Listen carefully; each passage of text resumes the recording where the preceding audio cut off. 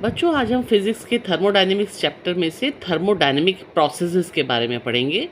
Thermodynamic process कई तरह के हो सकते हैं, जैसे फर्स्ट प्रोसेस है क्वासी स्टैटिक प्रोसेस, है ना। It is happening so slowly that seems as a static. Okay, another process is isothermal process, जिसमें डेल्टा टी जो है वो ज़ीरो रहता है, मतलब कांस्टेंट रहता है temperature. Then next is isobaric, इसमें प्रेशर कांस्टेंट रहता है। आइसोकोरिक, इसमें वॉल्यूम कांस्टेंट रहता है। एडियाबैटिक, जिसमें डेल्टा क्यू जो है वो ज़ीरो रहता है। और साइक्लिक प्रोसेस, जिसमें इंटरनल एनर्जी चेंज जो है वो ज़ीरो होता है। तो इस तरह के थर्मोडायनेमिक प्रोसेस होते हैं। One by one we'll learn about all. First is quasi static process. जैसा कि मैंने बताया, इसका नाम, इस नाम का क्या मीनिंग है? इसका मीनिंग है कि this process is happening so slowly that it looks as static. Consider a gas in thermal and mechanical equilibrium with its surroundings. अब थर्मल और मैकेनिकल इक्विलिब्रियम क्या होता है बच्चों? मैकेनिकल इक्विलिब्रियम ऐसी स्टेट है जिसमें सिस्टम पर बाहर से भी कोई किसी तरह का अनबैलेंस फोर्स नहीं है और सिस्टम भी बाहर किसी तरह का कोई फोर्स नहीं लगा रहा है ना। और थर्मल इक्विलिब्रियम तो आपने पढ़ा इसी चैप्टर में। The pressure of the gas in that case equals the external pressure, ठीक है, and its temperature is the same as that of its surrounding. यही तो है थर्मल इक्विलिब्रियम और मैकेनिकल इक्विलिब्रियम, है ना। Suppose that the external pressure is suddenly reduced, ठीक है। कैसे रिड्यूस किया आपने सडनली प्रेशर? एक्सटर्नल प्रेशर को रिड्यूस कैसे करोगे? मान लीजिए पिस्टन के ऊपर कुछ वेट रखा हुआ है, जिससे आप उस सिस्टम पे एक पर्टिकुलर प्रेशर था, उसको आप हटा दो वेट को, तो क्या होगा? मूवेबल पिस्टन जो है तेज़ी से बाहर की तरफ जाएगा। The piston will accelerate outwards. During the process the gas passes through states that are not equilibrium states. The non-equilibrium states do not have well-defined pressure and temperature. In the same way, if a finite temperature difference exists between the gas and its surrounding, there will be a rapid exchange of heat during which the gas will pass through non-equilibrium states. क्या किया बच्चों आपने? एक जो state equilibrium में थी, gas equilibrium में थी सराउंडिंग के साथ, आपने अचानक से उसका प्रेशर चेंज कर दिया।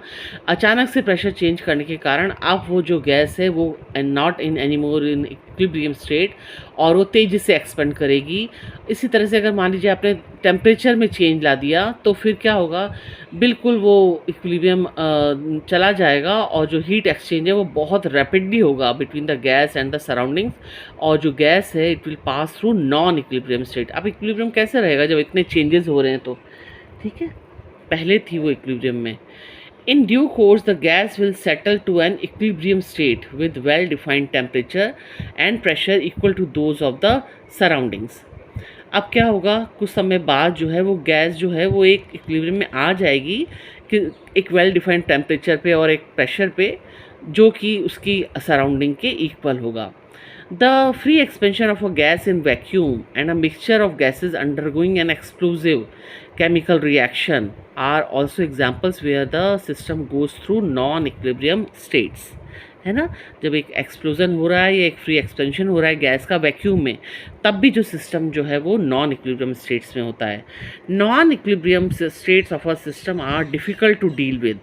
It is therefore convenient to imagine an idealized process in which at every stage the system is in an equilibrium state. Okay, such a process in general, in principle, infinitely slow. ये ऐसा ही process हो सकता है जो कि infinitely slow हो, कि उसी समय जब इतना स्लो प्रोसेस होगा, रैपिड प्रोसेस में इक्विलिब्रियम की स्टेजेस आना बहुत नहीं आती हैं. Hence the name quasi-static, meaning nearly static. The system changes its variable P, V, T so slowly that it remains in thermal and mechanical equilibrium with its surrounding throughout. In a quasi-static process, at every stage, the difference in the pressure of the system and external pressure is infinitesimally small. ठीक है, जो pressure में difference तो आ रहा है, system में pressure के अंदर डिफरेंस तो आ रहा है, पर वो इतना स्लो है कि उस प्रेशर में और बाहर के प्रेशर में, सराउंडिंग के प्रेशर में बहुत कम डिफरेंस होता है.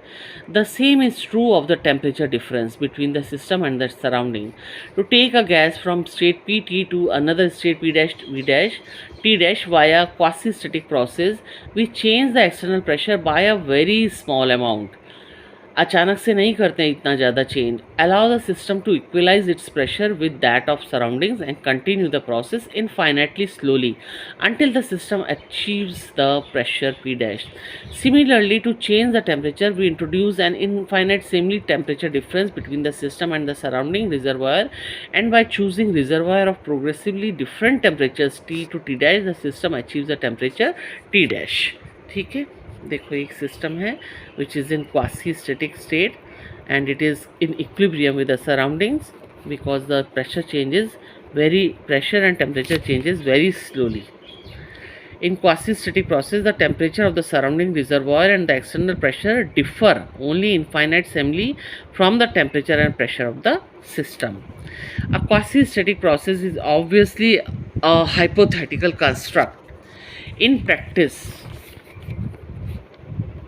processes that are sufficiently slow and do not involve accelerated motion of the piston, large temperature gradient, etc., are reasonably approximation to an ideal quasi-static process. We shall from now on deal with quasi-static processes only, except when stated otherwise. Okay. वापस से बताऊं, a quasi static process is obviously a hypothetical construct. In practice, processes that are sufficiently slow and do not involve accelerated motion of the piston, large temperature gradient, etc., are reasonably approximation to an ideal quasi-static process. है ना, उनको मान सकते हैं हम. A process in which the temperature of the system is kept fixed throughout is called an isothermal process. The expansion of a gas in a metallic cylinder placed in a large reservoir of fixed temperature is an example of an isothermal process. क्यों इसको isothermal बोलेंगे? आप तो बोल रहे हो हमने इसको लार्ज रिजर्वायर में रखा हुआ है, पर क्या है कि वो हीट ट्रांसफ़र जो हो रही है ना from the reservoir to the system does not materially affect the temperature of the reservoir. तो बाहर और अंदर दोनों का टेम्परेचर सेम रहता है. क्यों नहीं होता इसका टेम्परेचर चेंज, क्यों नहीं हो रहा रिजर्वायर का, हालांकि वो जो हीट ट्रांसफ़र कर रहा है उसको सिस्टम को, फिर भी उसका हीट का क्यों नहीं चेंज हो रहा रिजर्वायर का? क्योंकि उसकी हीट कैपेसिटी बहुत ज़्यादा है, तो कोई टेम्परेचर में चेंज नहीं आता है. सिस्टम और सराउंडिंग में टेम्परेचर डिफरेंस नहीं आता है. In isobaric processes, the pressure is constant, while in isochoric process, the volume is constant. Finally, if the system is insulated from the surroundings and no heat flows between the system and the surrounding, the process is adiabatic. The definition of these special processes are summarized in table 12.2. है ना, ये अच्छे से देख लेना इसको. Okay.